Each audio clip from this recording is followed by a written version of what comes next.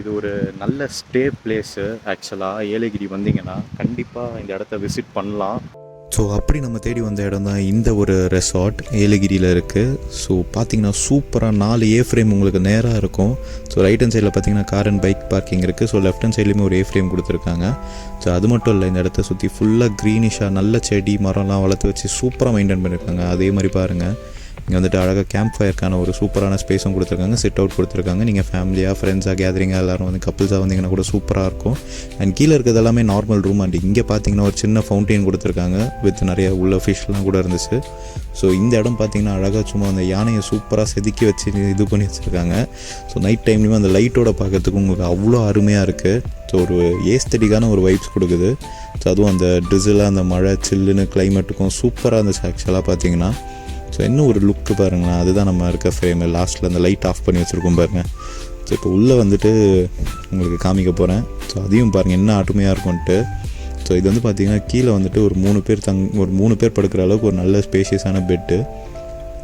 So மேலே பார்த்திங்கன்னா உங்களுக்கு இன்னொரு ஃப்ளோருமே ஏறும். அந்த ஃப்ளோர் பார்த்திங்கன்னா உங்களுக்கு ஒரு 2 பேர் படுக்கிற மாதிரி ஒரு பெட்டும் கொடுத்துருக்காங்க. ஸோ ஒரு 5 பேராக வரீங்க அப்படின்னா ஒரு ரூமை சூப்பராக என்ஜாய் பண்ணலாம் நீங்கள். ஸோ ஒரு நல்ல ஒரு கேதரிங்க்கு ஒரு சூப்பரான ஒரு ஸ்பாட். அந்த வியூவுமே அழகாக இருக்கும்.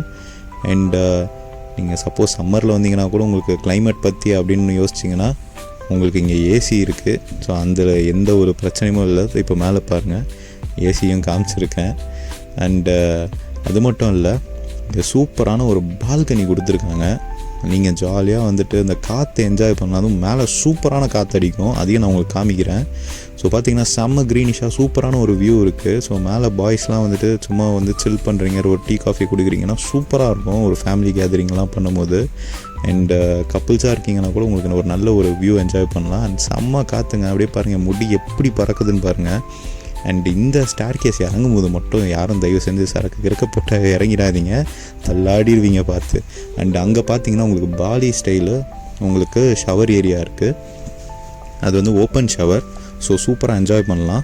அண்ட் இங்கே பார்த்தீங்கன்னா நல்ல ஒரு பாண்டெல்லாம் வச்சு ஃபிஷ்லாம் வச்சுருக்காங்க. சூப்பராக மெயின்டைன் பண்ணியிருக்காங்க. ஸோ இது ஒரு நல்ல ஸ்டே பிளேஸு. ஆக்சுவலாக ஏலகிரி வந்தீங்கன்னா கண்டிப்பாக இந்த இடத்த விசிட் பண்ணலாம்.